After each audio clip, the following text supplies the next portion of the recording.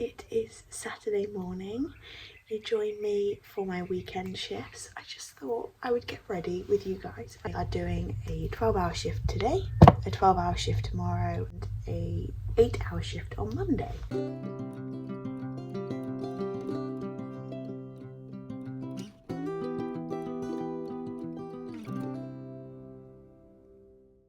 Evening, it is Saturday.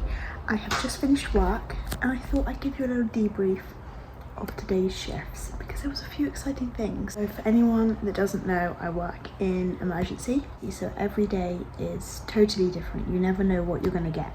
Today was constant but not super busy. I don't think we really properly sat down. We were getting a flow of patients and it was quite a quick turnover, which was good. The doctors were picking up patients quite quickly, which was nice for us and nice for the patients, obviously.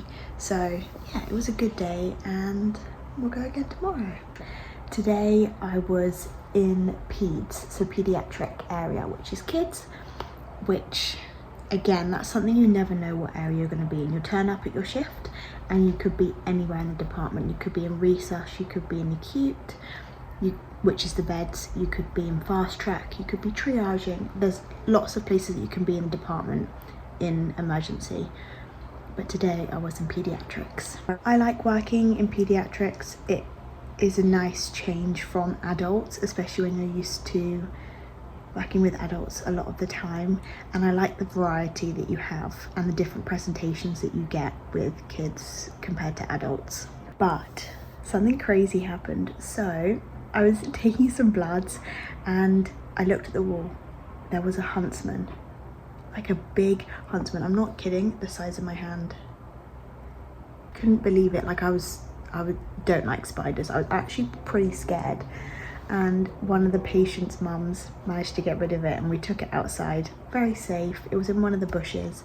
But yeah, it was just staring at me right at the wall, and they can jump and they moved fast. So I'm glad that I didn't have to do that because I do not like spiders. Obviously, emergency medicine, you never know what's going to happen. There are still routines and protocols that we follow in emergency, obviously. So one of them being, you get a handover, you start your shift, you find out where you are first of all, then you get handover from the night nurses or the day nurses depending on what shift you're on, and then you will do a round. So you will see all the patients you have. It could be 6 patients, it could be 12 patients. So like this morning, we only started with 3.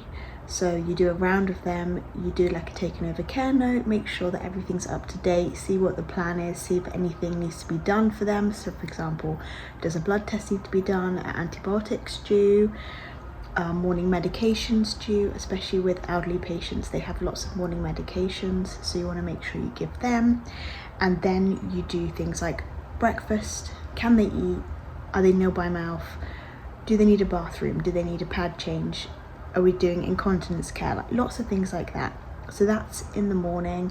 And then obviously you could get anything come through the door in between that, and there might be a bed that's ready for the ward, so you then need to hand over the patient, and you're kind of doing like 5 things at once. We gave lots of medication and antibiotics today. We also helped a nurse practitioner glue someone's head after a fall. So lots of things like that.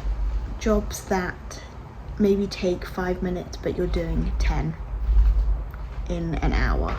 So on top of that, you've got to make sure that observations are up to date, patients aren't deteriorating, you're cleaning the beds, you're maintaining the workspace. Doctors are then going to be asking you questions like, can you give this? Can you do this? Have you weighed that child?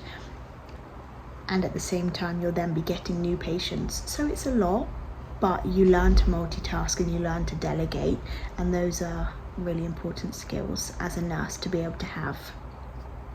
And those just take time. I'm gonna go to sleep now. I've got a little snack. I've got my chocolate spread with banana on toast, and I'm gonna have this, read my book, and go to sleep.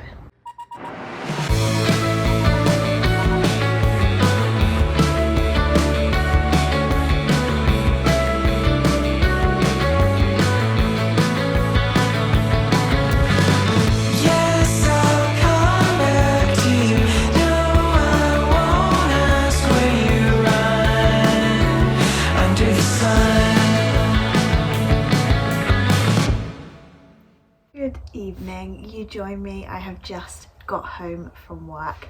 As you can tell, I had a quick shower and I'm going to sit down and chat you through my day. So today was again another busy day. I feel like I keep saying that, but at the moment it is going into summer here in Australia, but we're experiencing very much like it was in England, that even though the winter pressure has kind of gone, it's still there, and the number of presentations is still a lot.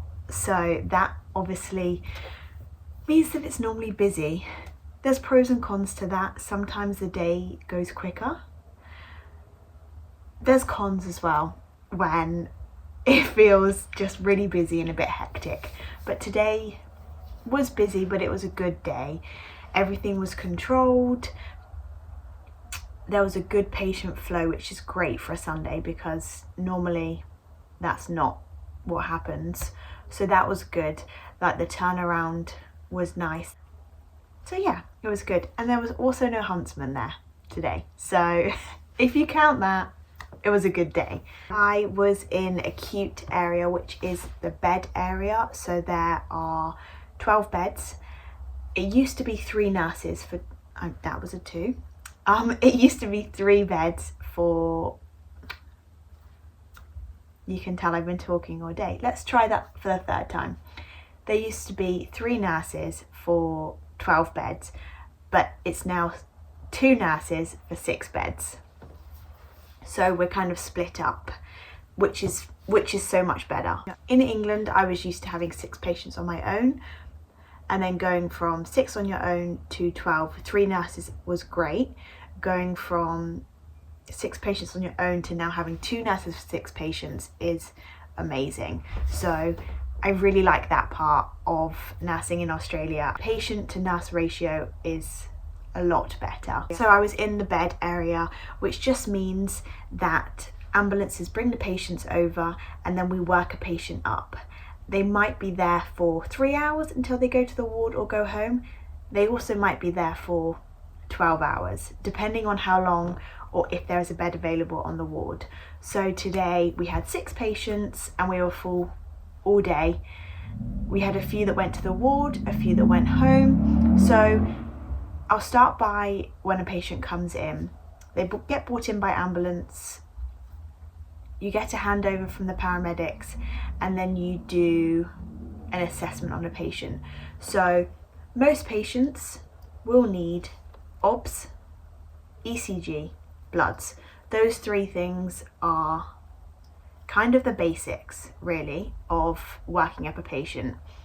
You then want to decide with your nursing skills and with the doctors, if they're available, what bloods do you want? The doctors most of the time will request bloods, or as you get more experienced in nursing, you'll be able to decide which bloods you need. It's then deciding if a patient is septic. As I said yesterday, you then do the septic pathway, you'll take cultures, or if they're febrile, you'll take cultures. So you do OBS, as I said, you do OBS, ECG and bloods. And then you'll want to do a skin assessment. So you'll check over the patient. If they've come in with a fall, have they got any grazes? Are the grazes superficial? Do they need dressing? Is it an arterial bleed that's on their head that needs looking at right away? Is it a pressure damage that is already pre-existing, so does that need to be documented? Lots of things like that you're thinking about all the time. It's not just I've got a patient in front of me, I've just got to do these 3 things. You're constantly thinking about things you need to do. So once you then do the skin assessment, you'll put a patient in a gown, make sure they're comfortable. If they've come in with chest pain, you want to keep them attached to ECG leads and just monitor a patient. And if anything is worrying, like their oxygen levels are low, they're requiring oxygen, their heart rate is either bradycardic or tachycardic or looking a bit funky, their ECG isn't looking right, their blood pressure's high or low, all those things you escalate to the doctor. Sometimes it may be that you've done all the tasks and then you're just waiting to see a doctor and then explaining it to the patient, because it may be a few hours until they're seen and they can get upset because they're thinking that nothing's being done. So explaining that to a patient is always good practice. If they're showing signs of an infection or it's clear that they've got an infection, then you'll be giving antibiotics. That might be orally, that might be through the IV drip. You might need to give them a tetanus if they've had a fall, which is an IM injection. You might need to, so for example today I did a catheter because someone had urine retention. So that's a presentation that they didn't have anything else apart from urinary retention. They hadn't weed in about 14 hours. So then you're doing a bladder scan and we did a catheter. These things like bloods, catheters, and doing like VBGs if a patient is septic or unwell. Then you need to be accredited with those and you need to be signed off. So there's a few things that you can't do and there's things that you can do if you've had the training. So it's just about where you are in your training, staying within your scope of practice, because obviously you don't want to be doing things that you don't know or you're not trained to do. So yeah, that's just a little bit about what we did today. Obviously that's just one patient, or like that's just an example of a workup for a patient, and we do that multiple times a day, like 6 times a day, more sometimes. And like in peds yesterday I did a workup, probably I worked up maybe 12 children. So you're doing that so frequently that it just becomes muscle memory. You get used to it and you gain more skills, so you become more confident. That was my day. I'm gonna have a nice snack before bed and I'm gonna go to sleep because I am back tomorrow. That was my weekend shift. I hope you enjoyed watching and I will see you really soon. Bye.